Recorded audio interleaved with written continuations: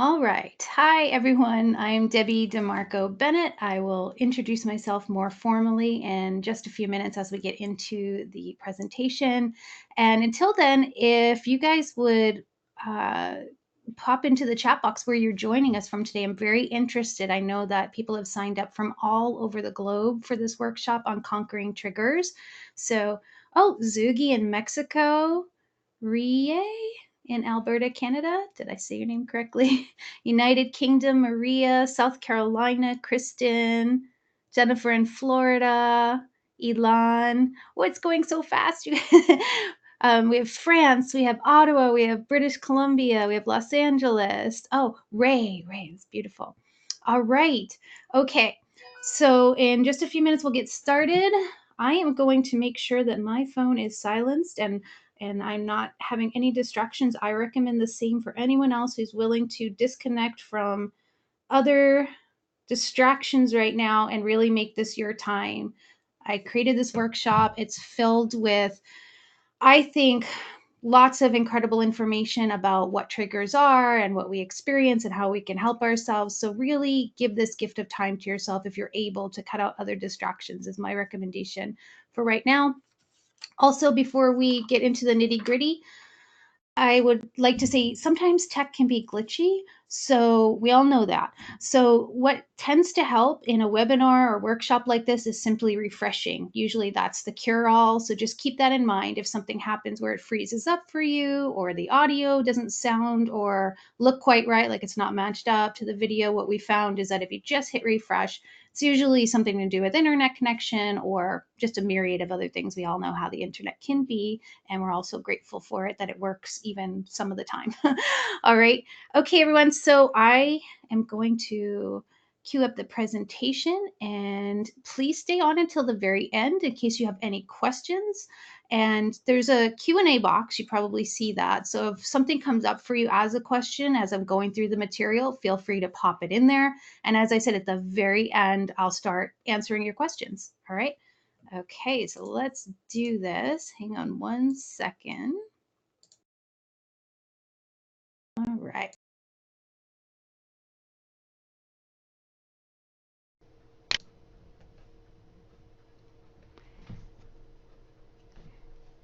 Hello, and welcome to this free workshop, Conquering Triggers When You Have BPD Traits. BPD standing for Borderline Personality Disorder. Presented to you by emotionallysensitive.com and our program, DBT Path. DBT Path classes and workshops are psychoeducational and are not intended to diagnose, treat, cure, or prevent any diagnosis or condition. Welcome. Okay, so let's get started with an overview of what we'll be talking about today. We'll start with a brief introduction so I can introduce myself to those of you who may not know me already. Then we'll get into the nitty-gritty. We'll talk about what is a trigger, how are we defining it for the purposes of this workshop and in connection with conquering the triggers that are typically faced by people who experience intense emotions with borderline personality disorder, BPD traits, emotional sensitivity. We'll then talk about some of the typical ways that we respond to triggers, meaning behaviorally, as well as how our bodies, our brains, our nervous systems respond. We'll also talk about the hidden message in triggers. There is a message for us each time we get triggered, and knowing that can be really, really helpful, especially in those really difficult moments when we're experiencing that trigger. Then we'll talk about some of the science that gives us hope for change, and we'll get into some of the new ways that we can respond to triggers, that we can begin to shift how we are reacting in the moment so that we are responding in a way that serves our needs much better. All right, so let's get started here with my introduction. My name is Debbie DeMarco Bennett, and I have a Bachelor's of Science degree in Interdisciplinary Studies with a focus in behavioral science. And I have professional DBT skills training. DBT is dialectical behavior therapy, which we'll talk about a little bit in this workshop. And 6 years of teaching DBT here at DBT Path. and personal DBT skills training and BPD recovery, which I think is probably one of my biggest assets when it comes to what do I bring to the table when it comes to these types of courses and these types of workshops. So in addition to the professional training, I have personal DBT skills training because I was diagnosed with borderline personality disorder back in 2010. And it was both one of the most difficult things to hear and also one of the things that relieved me the most, because I had just tried everything and tried CBT, cognitive behavioral therapy, tried all these different modalities, and nothing really addressed the particular issues that I had as someone with borderline traits. And so I found DBT through my psychiatrist at the time of diagnosis and fell in love with it. And DBT is a fusion of cognitive behavior therapy, CBT, and Zen Buddhism. And it doesn't require anyone to subscribe to a particular religious belief or spiritual practice other than mindfulness, which can also be very secular. And it just really spoke to me and really helped me get my life together, to the point where after a couple of years of learning and practicing and really integrating these skills into my life, I no longer met the diagnostic criteria for a borderline personality disorder diagnosis. How often do you hear about a psychiatric diagnosis that you can do skills and change the way your brain responds to things and no longer have it when it's a really serious psychiatric diagnosis, right? We may have BPD traits for the rest of our lives, we may be emotionally sensitive, but it is possible to no longer be classified as having the diagnosis of BPD, and that is part of my story and hopefully part of yours as well, if not now, in the future. All right, so during the time that I was doing the personal DBT work, I started a blog and was over time was noticed by a publisher, and I have 2 traditionally published books on the topics of borderline personality disorder and DBT, as well as 2 self-published titles that I put out before that on Amazon. And all of this work is under the name Debbie Corso, because I did not want to use my true name when I first started putting my story out into the world. I think everyone can understand why. And yes, so those are the 2 recently published books, Stronger Than BPD and the Stronger Than BPD Journal, which are available online and in stores. And I'm so excited about that. All right. And then I also have a professional life coaching certification, additional neuroscience, intergenerational trauma and somatic studies. I'm actually a researcher on the topic of ancestral and intergenerational trauma and healing. And I have an early childhood development certification, which comes in really handy when it comes to working with people who have trauma and who have borderline traits, because the years of our early childhood so incredibly impact our development and whether we go on to express emotional sensitivity or develop borderline personality disorder. So definitely something that gives me a lot of insight and allows me to better understand the people that I serve. All right, so enough about me. Let's take a look at the team, because it's not just me. It takes a team to run this program. So also on board is Catherine Holt, who is a licensed clinical social worker, and she has a master's degree from Columbia University in New York and also a PhD in process right now. And she's a licensed psychotherapist, and she co-facilitates our courses. She has a strong background in body image and eating disorder and supporting women around that particular realm.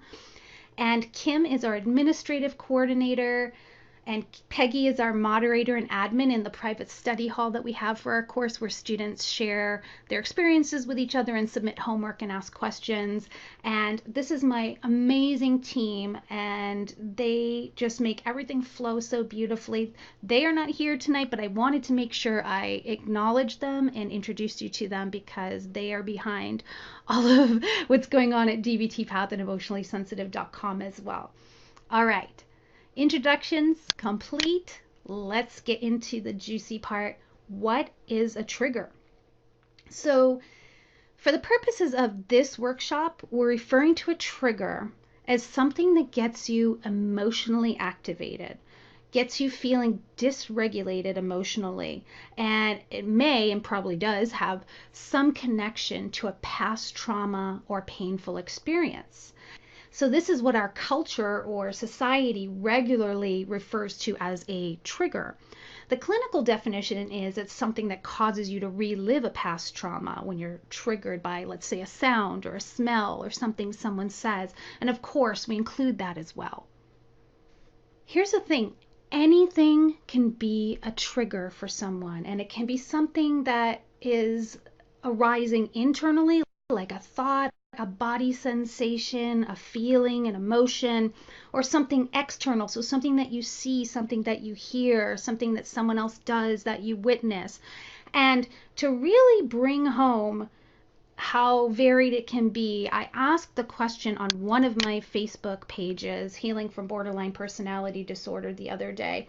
What are some of your biggest triggers that you deal with? So let's go ahead and look at just a small sampling of how people responded to this, just to see how varied it can be. And this is like a small sample of, I think we're getting close to 100 responses at this point. So other people's mood. I'm very sensitive to mood changes in people close to me, is what one person shared. Sudden loud noises or persistent noise, criticism, condescending tone in someone's voice. I'm so doggone sensitive to voice tones. Someone challenging what I say just to elevate their own ego. My feelings invalidated. Being yelled at or criticized by anyone that I value. Anything that I perceive as abandonment. Catcalling men. Feeling bored, lonely, or neglected by someone I care about. The list goes on. Micromanagers. I already feel like I have to prove myself, but when I have to deal with someone who points out every little thing, I get angry and want to walk away. Feeling like I don't fit in anywhere, even with myself. Abandonment, exclusion, and feeling heard. So these are just some, and chances are you relate to one, if not many, of the ones that people were willing to share on the page. So just keeping in mind that anything can be a trigger for someone based on their past, based on their historical trauma experience, etc. Okay, so just keeping that in mind. And again, a trigger is re-experiencing a trauma or painful experience when something reminds you of it. And it causes you to feel overwhelmed with emotion, or on the other side of the spectrum, numbed, where you don't feel anything and kind of don't feel present. So let's look at some of the ways that we respond to triggers, typically as human beings, and especially if we don't yet have any coping skills that we've been taught, that we've had modeled for us, that we've learned to help us when we are in that moment of experiencing the trigger. Okay, so to start out with, we become emotionally reactive. What does this mean?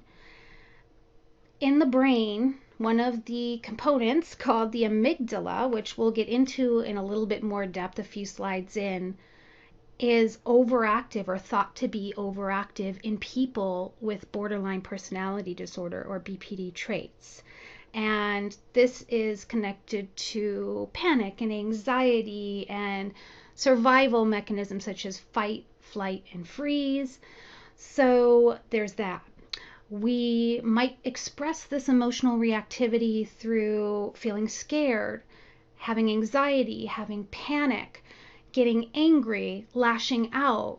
We might become very sad. We might avoid people, places, and things that set off the triggers. And the thing that gets tricky, of course, is that emotions and the thoughts that come with them often lead to urges to do things that relieve that intensity and that emotional reactivity, which we'll talk about in a moment.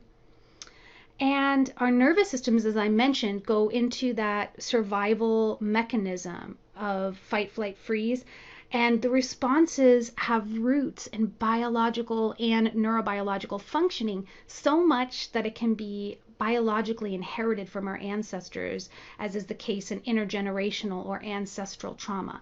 So it's a nature versus nurture thing. It's a genetics as well as what's going on in my environment type thing in terms of how we respond and how we react to triggers.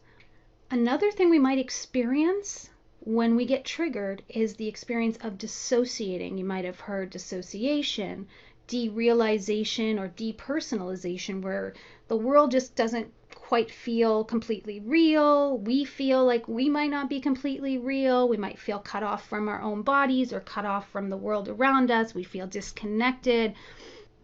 This is a protective measure of the brain. Part of it goes offline when it's at capacity for emotional intensity as a survival mechanism. As is, it's not uncommon to become emotionally reactive. It's not uncommon to dissociate or check out. And here we are with some of the urges that can come up in response to triggers. We might get the urge to use substances, self-harm, or to do some other maladaptive behaviors, as they're called, to cope. Maladaptive, let's talk about that, because the thing is, we're doing these things, whether it's using substances, self-harming, having reckless sex, driving unsafely, doing self-sabotaging behaviors of any type, quitting a job on the spot, for example, dropping out of school, not thinking about the consequences, but doing things impulsively in that moment. We're doing them because on some level, let's face it, they work. We get relief, and typically fast. The problem is these behaviors cause more harm than good in the long term, and even in the immediate term, once we come back to equilibrium and our nervous system has calmed down and we're thinking more clearly. We're like, oh my goodness, I just did that. Is this reversible, or is the damage done, right? And if we're trying to create a life that's stable with healthy, strong, lasting relationships, and we're doing school or we have a career, it is not sustainable to keep going back to these maladaptive behaviors, right? We need to do something new. And there are things we can do to begin to shift this, and we'll talk about those when we get into the new ways to begin responding to triggers in just a little bit. So the hidden messages in triggers. Triggers reveal an unhealed wound. And this is true anytime you get triggered about anything. So we want to look at what's unhealed. If something triggers us, there is an unresolved pain that needs our attention, our self-compassion, and healing. I'm going to give you an example of something that a lot of people struggle with that triggers them, and that's jealousy. So if you get triggered, for example, by a partner looking at someone in person, or maybe someone attractive comes on the television or on something online, and that's enough to get the jealousy going and trigger you into jealousy. Maybe you then obsess about their past loves, compare yourself to them, that sort of thing. That's a trigger. That's something has triggered you to feel jealous. So what could the hidden message be in a trigger like this? Well, if we look at it with attention, curiosity, non-judgment, take a step back, allow ourselves some self-compassion, and step into a space of healing as our intention, we can see that perhaps the message is a fear of losing an important relationship, right? We're feeling unsafe. We're afraid we're going to be abandoned. We're afraid we're going to be rejected. And then the next step in researching the message in this trigger is to think about, where in my life have I experienced this in a relationship? Where I felt unsafe, where I felt abandoned, where I felt rejected, right? Was it my caregivers? Was it previous partners in other romantic relationships, right? And then we begin to address it. We can compassionately validate that part of ourselves, for starters. So, of course, I would feel intimidated or feel insecure or worry, because I have had people I've cared about who have cared about me leave, abandon me, reject me, right? And I don't want this to happen again. This relationship means something to me and I love this person. So it's understandable that I'd have jealousy or paranoid thoughts come up about them simply looking at someone else. Now, as an aside, we want to work on dealing with the jealousy in a way that we are not causing damage to the relationship with the person we're currently in the relationship with, who, let's just say in this example, isn't actually doing anything wrong. It's our trauma that's driving the intense emotions, the thoughts, the worries, and having things get to escalate to where they get to when we're triggered. And that is possible to do as well. And one thing we can do is to fact check to see if we're actually factually experiencing a threat in present time, or if we're triggered and reliving an old trauma that isn't truly happening again right now. So that's what we begin to do. We take space mentally and physically from the interaction. We go and we do some breathing. We go and we do some grounding. We go and we do some self-soothing. We distract ourselves. We journal. Take space so that we don't say and do things in the current relationship that can be damaging, that can cause us to regret it. And we explore that. And we come down to our senses as our nervous system starts to calm down, and we can start to see more clearly, is there actually any danger of that happening now, or was I triggered? Right? So we look for these messages and we can better understand what we're experiencing, better respond, and better show up in our relationships with other people so that we're not blaming, so that we're not transferring the stuff that happened to us in the past from other people onto them and causing complications in the relationship that just add more to our stress and the difficulties we're already experiencing, right? And of course, triggers are there to protect us. If we have been abandoned, if we have been rejected, if we have been hurt, if we have been XYZ in the past, anything that looks like that might be on the horizon, that we're in danger of that happening to us again, that the person reminds us of them, of someone that has hurt us in the past, or we hear a sound, or we have a body sensation that we had at the time when we had a previous trauma, which we'll talk about in a little bit in the science section. And anything that would cause us, either on a conscious level where we're aware of it, or subconscious in our body, in our mind, in our nervous system, to think that we are in danger of some type of trauma that happened in the past, we are going to get emotionally activated, right? We are going to have that initial reaction. And this idea of fact checking and also asking for support and self-soothing and distracting and doing the journaling and taking that space are ways that we can reassure our nervous system that we are safe. Because if we get caught up in the intense emotion and feed into it and start panicking and freaking out and lashing out and acting on the emotion, we're telling the brain that there was something to actually be afraid of, or some type of danger or trauma happening currently, and it reinforces this. It causes this to happen over and over and over and over again. So fortunately, we can take steps to begin to examine our triggers, find the hidden messages in them, and choose to respond differently, sending messages to our brains, our nervous systems, and our bodies so that we don't have to have this escalate to the level it has in the past again in the future. So let's talk about how science gives us hope for change. I mentioned earlier that it's thought that people who have borderline personality disorder or BPD traits have an overactive amygdala. And there's an excellent book if this intrigues you and you want to learn about it much more in depth, and it's called Mindfulness for Borderline Personality Disorder by Blaise Aguirre and Gillian Galen.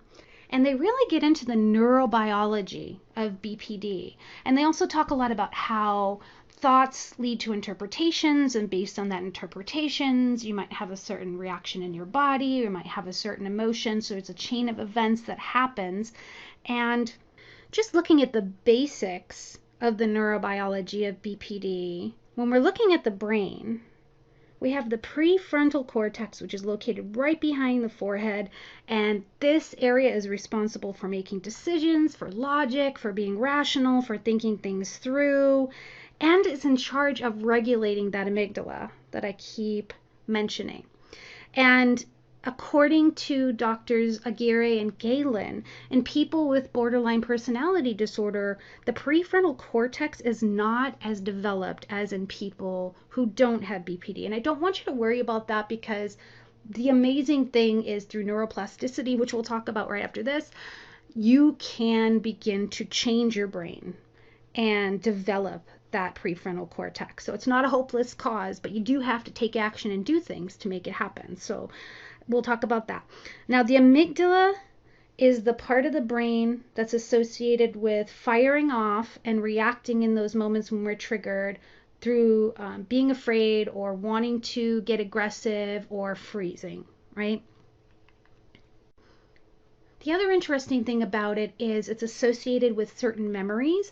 So if you experience something scary, and the example that they give is a growling dog, and let's say that dog bites you, you might be afraid anytime you see a dog going forward because of that experience. And it makes sense that the amygdala in the brain would do that, right? Again, as that protective measure. But we know that not all dogs are dangerous and not all dogs are going to bite.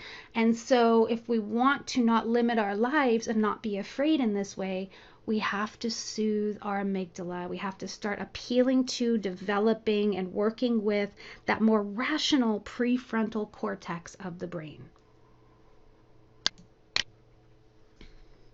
Neuroplasticity.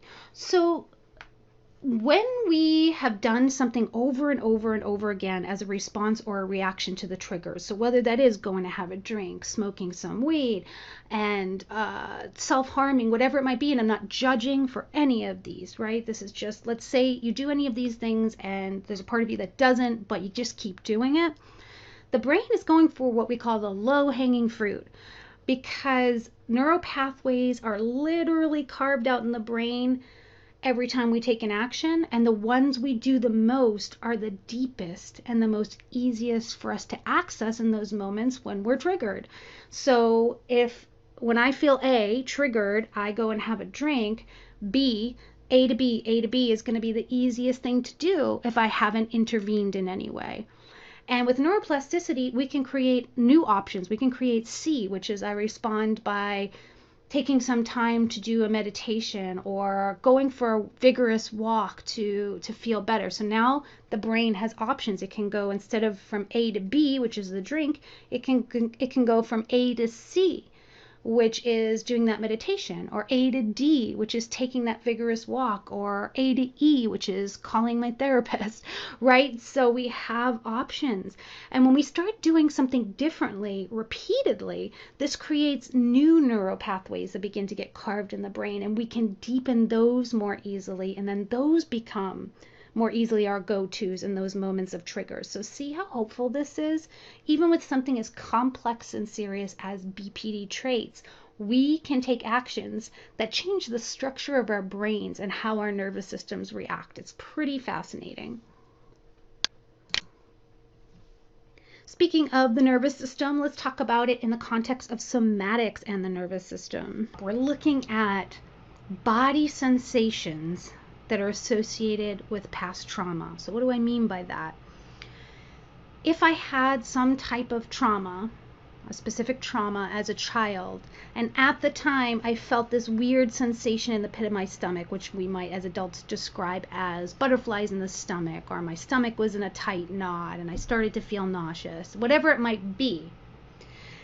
As an adult, when something causes us to feel that sensation in our bodies, whether it's just a physical, biological response to something, or something in the environment triggers us, or something that we think about, or just the body sensations themselves trigger us, we think of this as it's coupled with a past trauma. So if we look at it for what it is, it's a sensation in the pit of the stomach. But until we start to acknowledge that and bring attention and awareness and mindfulness to it and begin to notice, I have a sensation in my stomach. And instead of, without mindfulness, what that might look like is you feel the sensation in the pit of your stomach, and then you start to panic and feel like there's some type of danger and get into that emotionally activated nervous system trigger state. But with somatics, we slow it down and we begin to become aware of what we're feeling in our bodies, so that when we do feel a sensation, we can categorize it as simply a sensation. And then we can notice the thoughts and the memories and different things that might try to latch onto it because of the fact that we experienced that physical sensation in a previous trauma. So again, it's about fact checking using our physical experience and saying, is this something, is there a trauma or a threat or a danger actually happening now? Or does my body remember a time when I felt this sensation and something terrible was happening, but nothing terrible is happening right now? And what do I do to begin to relax my nervous system and my body so that I can release this and not go into that full-blown trigger state right now? The interesting thing about the body when it comes to BPD and emotional intensity and triggers is this idea that when we begin to learn those early signs of emotions that we experience in our body, that we can slow down this whole process and not have to go there and have a full-blown panic attack or get so emotionally dysregulated that we do things impulsively. So that's all possible. Another interesting thing, which is probably not surprising, is that people with trauma are at a higher risk for certain health issues, certain immune health issues, certain inflammation health issues. There's a great book called The Deepest Well about that. And also, we tend to have more pain syndromes, they're called. So that might include things like headaches or muscle tension and pain, abdominal pain, than people who don't have BPD. And we also tend to take more pain meds, generally speaking. This doesn't apply to everyone. So it's really important to take a look at how is the emotion showing up in my body and how can I address it at that level as well. Okay, so let's get into some new ways to respond to triggers. Although we've had some ideas sprinkled throughout this session, let's talk about things in more detail and specifics. One of the things we can do is practice mindfulness of the moment. This brings awareness, as I was saying. And all mindfulness really means, from the perspective of dialectical behavior therapy or DBT skills, is doing one thing at a time on purpose. It's not this big mystical, unattainable, spiritual epiphany type thing that we're trying to accomplish here. This is just us choosing to direct our brains to say, I'm going to do this one thing on purpose right now, just one thing at a time. So mindfulness of the moment. Choosing to be mindful of joyful things as well. So just in the moment, if you think about a positive memory for the past or something that went right, actually can have a neurochemical impact on the brain and increase joy by causing the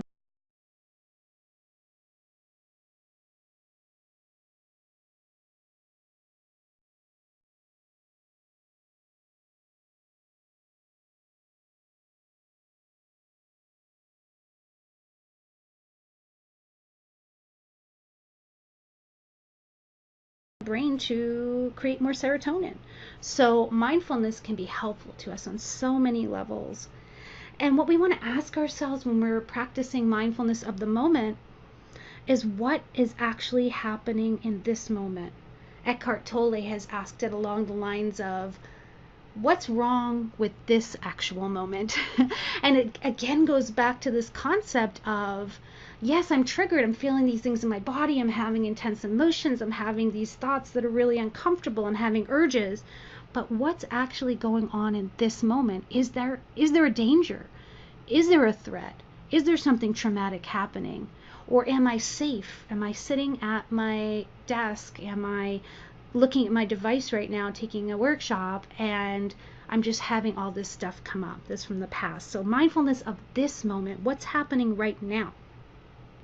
If it gets really intense with a trigger, one of the classic things you can do is ask yourself a few questions.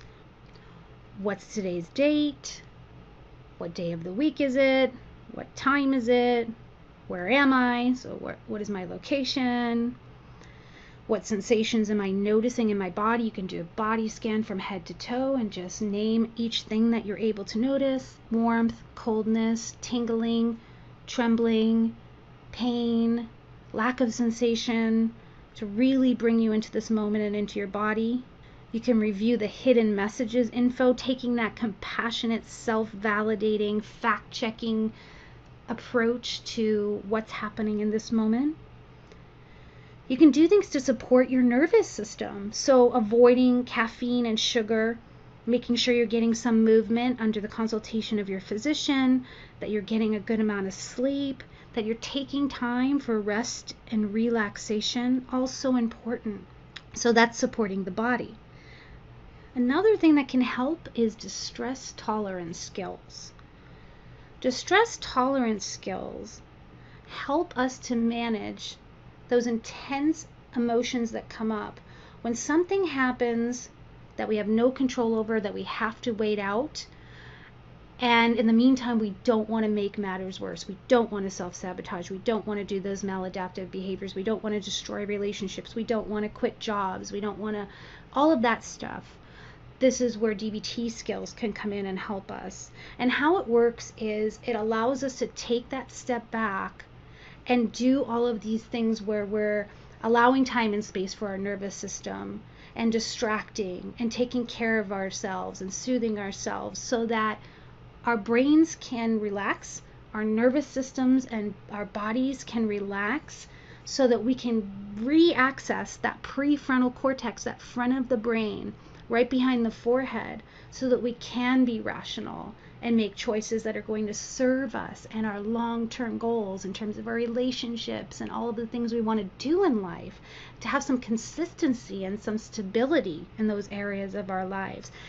Distress tolerance skills are what helped me the most in my recovery, I would say, from BPD, because that was my issue, is that when an emotion came on that was strong and intense, I thought it was going to last forever. It felt like it would. I didn't think I could get through the situation. I felt like I had to act right then and there. Send that impulsive email, send that impulsive text, send that impulsive Facebook message, post that thing on my wall that I knew was going to get a bunch of people upset. And the damage would be done so quickly because I didn't allow myself to use what I then learned were DBT, distress tolerance skills, to move through that experience without acting, which is extremely difficult to do if your pattern has been to be impulsive and reactive. And it's possible, and it's what changed my life. So distress tolerance DBT skills.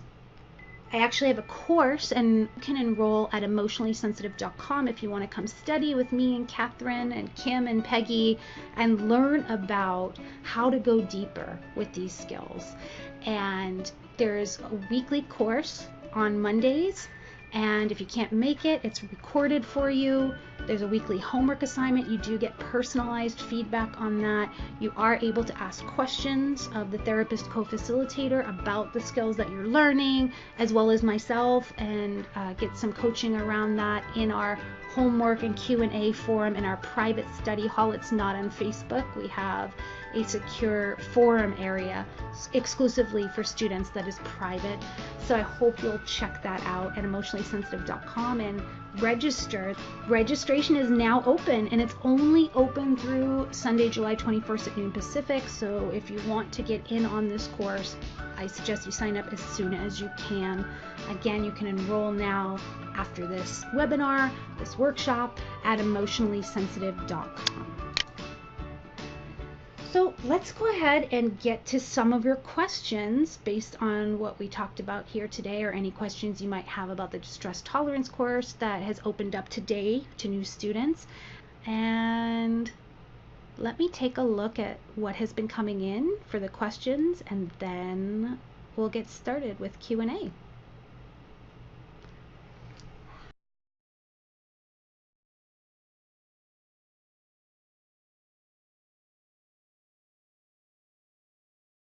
Okay, give me a moment to scan through some of these. There's so many great questions coming in, and I just want to say up front, if your question doesn't get answered, please feel free to post it on the event wall for this event on Facebook, or you can send it after class or after this workshop to admin@emotionallysensitive.com. All right, so just give me a second. All right. Wow, you guys, great questions coming in. Yes, Courtney, and anyone else who's wondering, you'll be able to rewatch this later at some point today. I'm going to send out the recording of this once it's ready. So you'll get that via email. You'll get a link to that. Asuka is asking, does trauma mean events associated with fear of death? And that is such a good question, Asuka. Because traditionally, that's what we have thought about trauma as being, right? It's when someone's in a life-threatening situation that we call that trauma.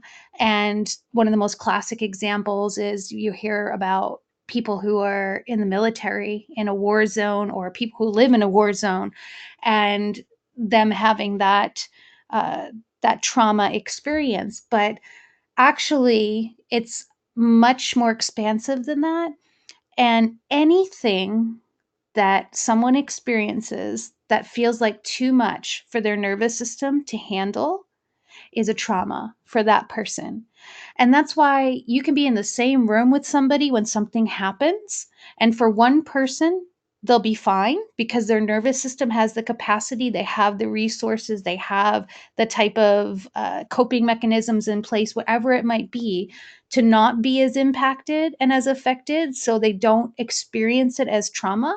But someone else in the room who may not have those same coping skills, whose nervous system might be fried or not have that much capacity because they're under a lot of stress. They've had a lot of their own personal trauma in the past.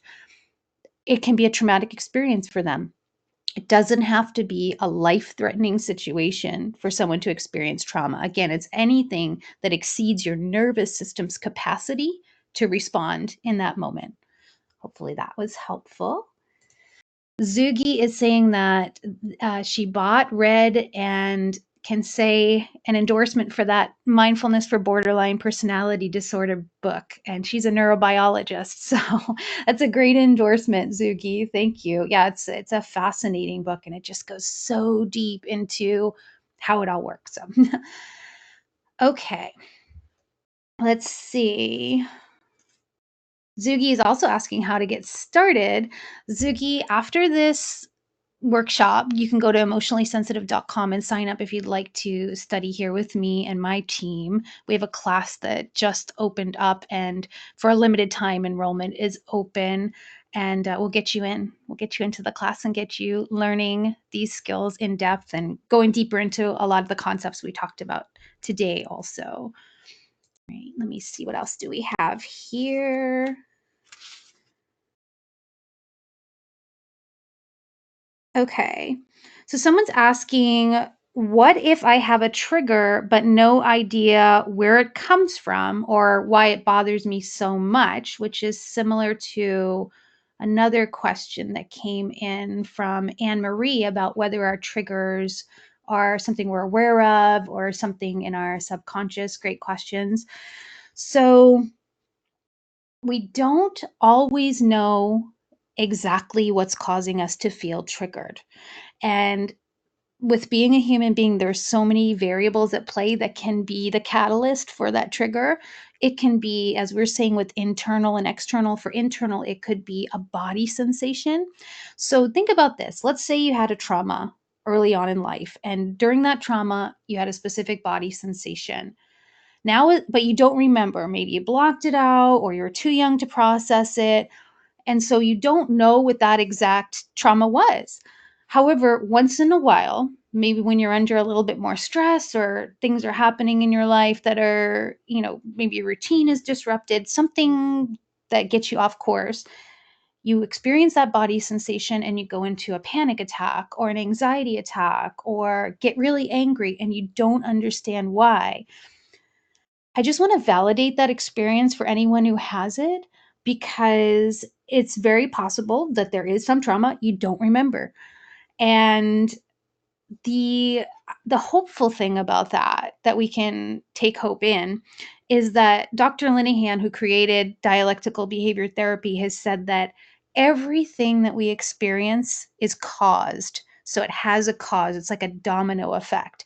So if you're starting to feel triggered in a moment and have no idea why, what you can trust is that your body is intelligent and that you know that there's a reason why you're experiencing this right now.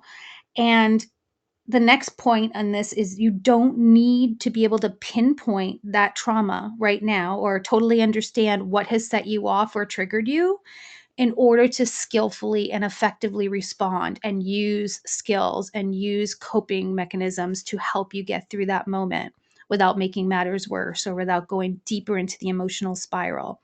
So sometimes we'll know, sometimes we'll be very clear that, okay, this is because XYZ happened to me in the past. We'll know without a shadow of a doubt. And many times we won't. We'll just know that we're triggered, we feel off, we feel activated, we feel upset, and just taking that time to have that self-compassion and remember it could be the biological thing from the body sensation. It could be something, someone's voice sounded like someone who was around and speaking when something happened in the past that we may or may not remember. So many different things can set it off. So great question.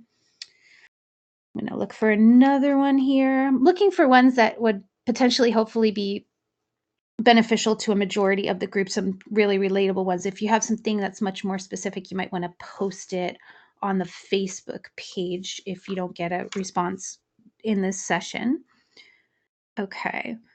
So Katie's asking, what if my trigger is that I'm going to go crazy or never get better? Oh, I have been there.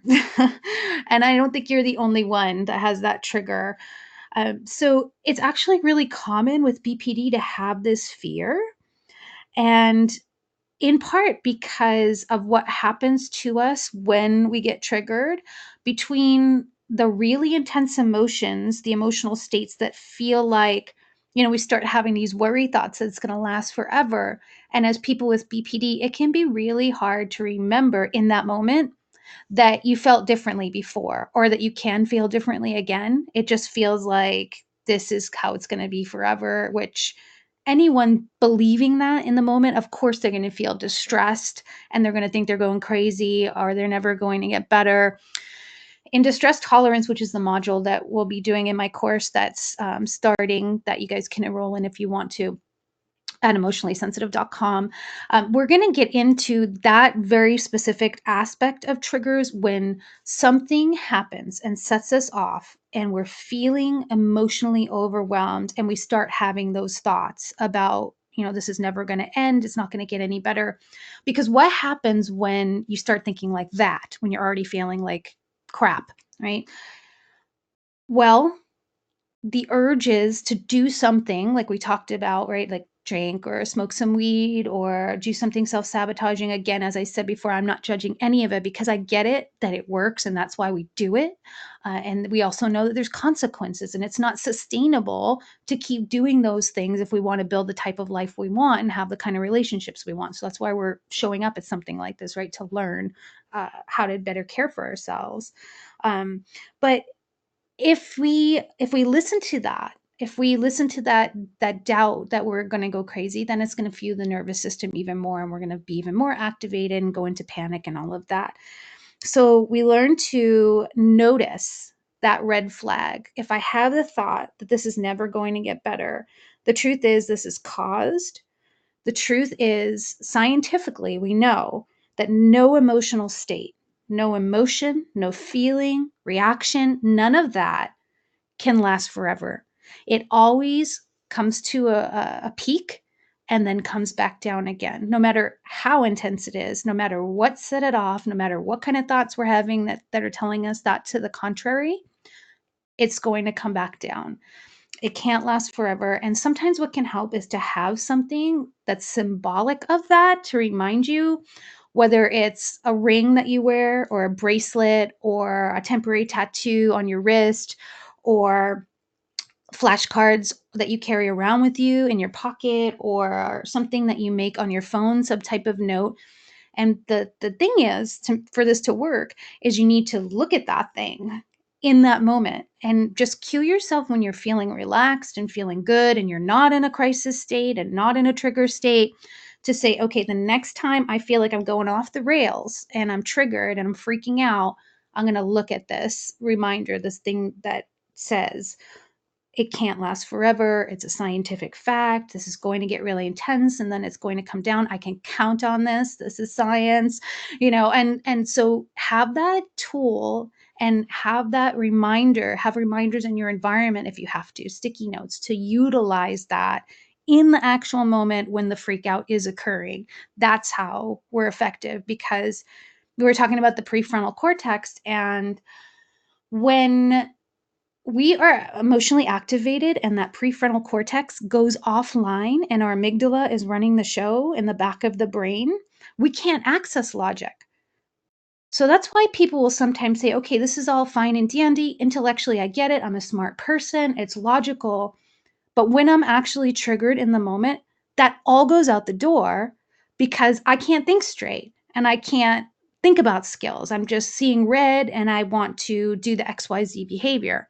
That's why we have to have these coping skills tools in a very tangible way that we can see and touch and read, and then remind ourselves when we're feeling well to look at those and actually do them in that moment so that when we're offline with our logic, we can have these tools just readily available. Okay. I see you guys are liking that. I see your emojis. Thank you for your feedback. Okay, I'm gonna look for another one that we can do. Just felt like music video there. Another one. Okay, let's see. So Michael's asking, what could be the hidden message in getting triggered whenever my wife wants time alone to go somewhere, like a yoga class, without me? Okay, great question, Michael. I think a lot of people can relate to getting triggered when they are separated from their significant other. Especially if that person is more independent and wants to do some things on their own, and we're feeling insecure about that. It's a really good question. I would say that same formula that I talked about in the section on the hidden treasures in a trigger, that every time we have a trigger without fail, there's something in there for us. There's a hidden message. There's something we need to look at. And we want to look at it with compassion for ourselves. We want to look at it as, you know, this is a part of myself that has experienced something that's getting activated right now. And it most likely has something to do with something really intensely painful that happened in the past. And we get to look at our body sensations. Am I feeling something in my body? Could this be something from the past? And the most important thing is to validate that part. So, what could be the hidden message in it? I'm afraid that I'm not going to be as important to you. I'm afraid that you're going to find a bunch of other friends or maybe meet someone that you think is a better partner than me that doesn't have BPD and you'll be happier with them. I'm afraid that you'll notice that you enjoy spending time away from me and wanting to do things on your own. All of these things, all of these fears, what is the hidden message in that trigger of being afraid that your wife is going and wanting to do a few things independently, wanting to go to a yoga class? And we have compassion for that part. So we don't just say, well, that's just stupid and there's something wrong with me and I'm just a jealous person and I'm insecure and I can't handle relationships. No, you can handle relationships. You just need the tools, right? So then the next step is to have that compassionate stance and response and to actually speak to yourself in a different way than you've probably been doing so for maybe your whole life. And saying something like, it totally makes sense that I'd worry that when you go away, you're not going to want me anymore because I went through, and then you fill in the blank of something that you experienced in your life. So you validate that part. And then again, check the facts. So one of the things we can do to keep our nervous systems from spiraling and our brains from spiraling is to ask ourselves in that moment. So again, if you think you're going to not be able to think straight to do this when it's happening, cope ahead, which is a DBT skill also, by writing this stuff out and having it on you. So the next time, the very next time you notice you're starting to go into feeling triggered, you can pull this out and look at it. Because it's true, you're not going to really be able to remember all of this, or, yeah, basically you won't be able to remember this because of the prefrontal cortex being offline. But if you have something written out, you can start to trigger your brain to get back online and get into that state that you need it to be in so you can think clearly. So, have something, Michael, or anyone else who relates to this, written out that asks, is there really a threat in this moment? I acknowledge I'm upset. I acknowledge I'm triggered. I understand my nervous system is activated. I've had a past trauma. I'm being compassionate with that part of myself that is worried that these things could be happening. But in reality, is there a threat right now? Or is my wife just going to yoga and coming back and everything's going to be okay? And if I don't know that and I don't feel confident about that, let it be a little test. Say, I'm going to trust that she just wants to go to yoga and she's coming home and everything's going to be the same as it was before she left. And I'm going to acknowledge that I have these fearful thoughts and that they're just thoughts. That doesn't mean they're real, no matter how strong they are, no matter how convincing, no matter how compelling. Those are just freaking thoughts.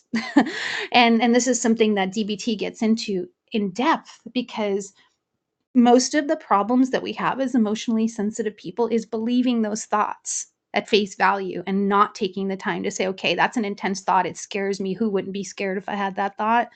But is it true? Is there actually danger? Or am I reliving some type of past trauma and feeling it in this situation and thinking that because someone wants to go away for a little while without me, that means that something really bad is going to happen because I've been through XYZ. Okay. And remember that the trigger is trying to protect you, Michael, and anyone else who has this particular issue.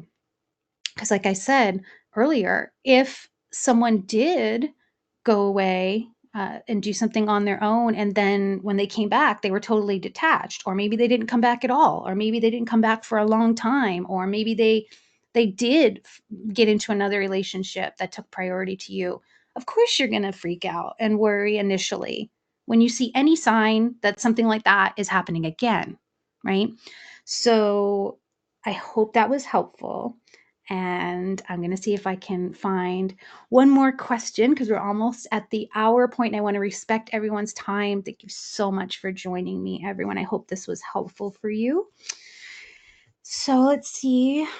Give me a second.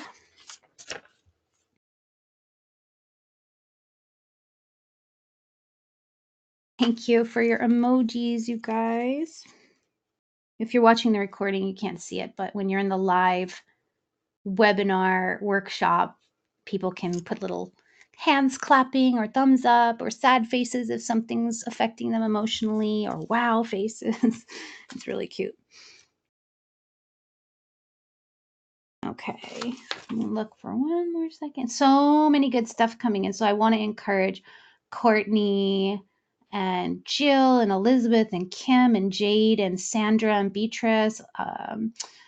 Zugi has another one. Carolina, Verena, Sania, Simi. Oh gosh, Paul, Carolina, Marie, Anne Marie, James, Maria, Elizabeth, and Marie. Those are all people who have put questions in the box that we are not going to be able to get to, but I want to encourage you again to please post them on the wall of the event page so that I can get back to you. I'm just looking to see if there's...